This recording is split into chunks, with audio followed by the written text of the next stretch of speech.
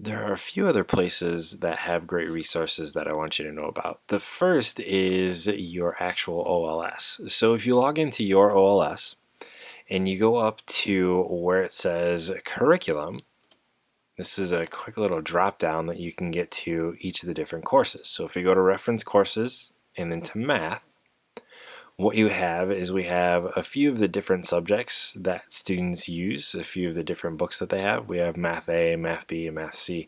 Now we also have an OLS, I guess the best way to refer to it as a dummy account, where we can sign in and look at the different student things. But let's just go ahead and take a peek at, we'll use Math A for instance. So if I click this, what we have is we have a drop-down list of all of their different units. All right, so let's open the first unit of problem solving. Now, in the unit of problem solving, what we have is we have all the different lesson lists that there are. There's also a tab for the materials that they need, any kind of advanced preparations, or the objectives that you're looking at. So let's go ahead and let's look at order of operations, number 4 here. So if I were just to click on that, what it will do is it will actually open up the actual lesson that students will be seeing when they're following this. And we'll go through the different types of things that they're doing. We have a lesson navigator that we can go to. We can even print it out if we want. We can just click through if we want. Lots of different things, but this is also a good way to get to some of the assessments as well. But one of the other things that I believe is really great for this is if we look at the materials, one of the things that students will come in with is they'll come in with a problem and they'll put a page number up and say it's from their book, and you'll go to look for it, but it's not going to be in there. And then what they'll say is, oh, well, it's in our student guide. Well, this is a place where you can actually get to those student guides. So if we go under materials, let's say we go down to order of operations, and they're saying, oh, it's from my fundamentals of algebra and geometry reference guide problem sets. It's the student guide. Oh, okay. Well, if we click on this, what it will do is it will open up that actual student guide for us so we can see exactly what it is that they're looking at. And then we can scroll down to whatever it is that they may be working on for that particular one. All right, and a lot of times it's the summarizing what they learned in the lesson. Then you'll have to go, well, did you actually watch the lesson?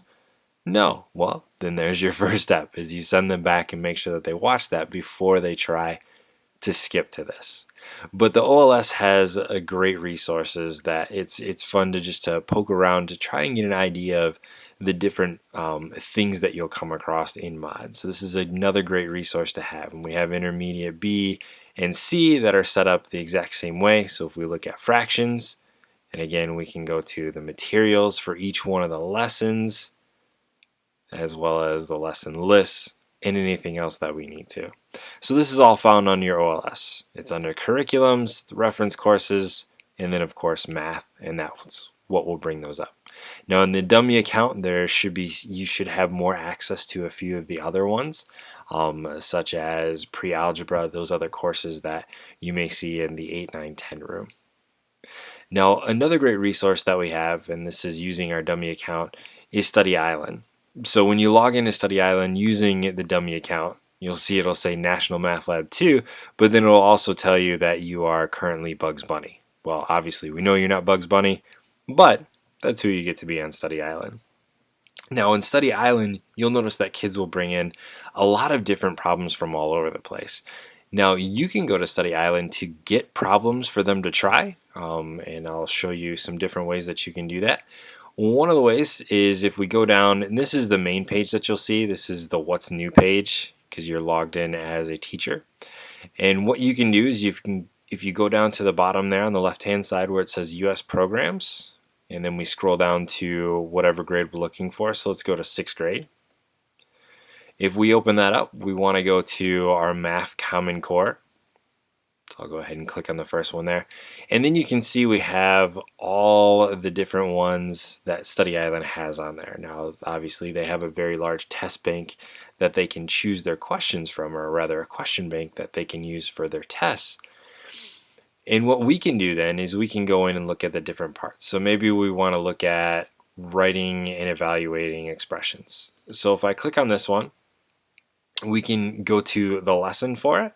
Or we can do the practice mode or game mode or even the printable worksheets. Now these will come in handy when students bring in those really large problems that you know are going to time out, because unfortunately Study Island is a timed session.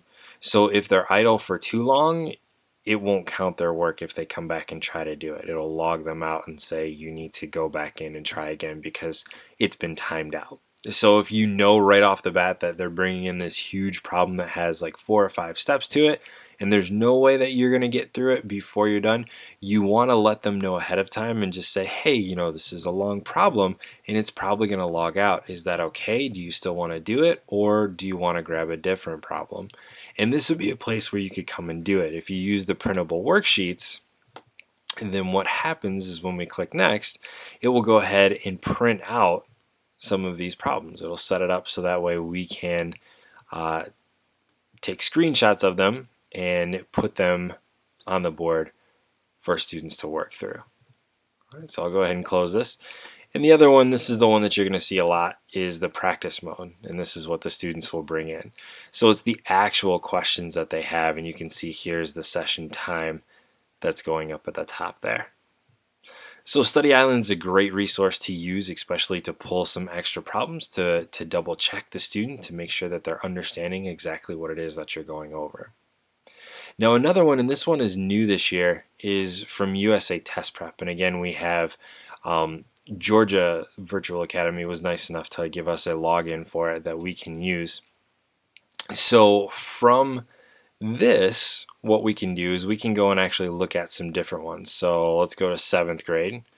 Let's go down to their math, and you can see there's a bunch of different things. Now we're logged in as a teacher, so we have all these teacher resources where we can pull different things that we can use, performance tasks, questions of the day, all those kind of things. And if we look at the standard-based modules, these are the ones that the students are going to bring in. Okay, so if we just go to the number system, let's look at multiplying and dividing fractions and decimals. If we do a little preview here, what it will give us, and we want to choose, when it says the teacher, we just want to go down and say do not report to teacher, and then we can click begin. And what it will do is it will load some of those problems that students will see, and this is what they will be seeing as they're taking these USA Test Prep tests, I guess, for lack of a better word. Now the other way that you can do it too is you can also look at a key. So if we look at the key for algebraic relationships here, if we look at question number 1, here's a different version, a different way of looking at it, and that's using the printed version of it. Oops, I closed all the way out of that. The other way, it's because I clicked in the wrong one that time. The other way is you can look at your performance tasks or even the free response ones. So these are different ways of doing it, so it will give you a different kind of question. So these are ones that we can kind of play around with, and it's another great resource to pull to make sure that your students are understanding exactly what it is that they're working with. But it's also a good way for you to get familiar with how USA Test Prep works and what the kind of questions that you're going to see, what they look like, and how to differentiate between what's a good question and what's not a good question. But it's also just a good way for you to see what the student is seeing and get a better understanding of how that works. So USA Test Prep, Study Island, and your OLS are other great resources for you to not only get information for yourself, but also extra practice for your students to make sure that they're understanding exactly what it is that you are going over with them.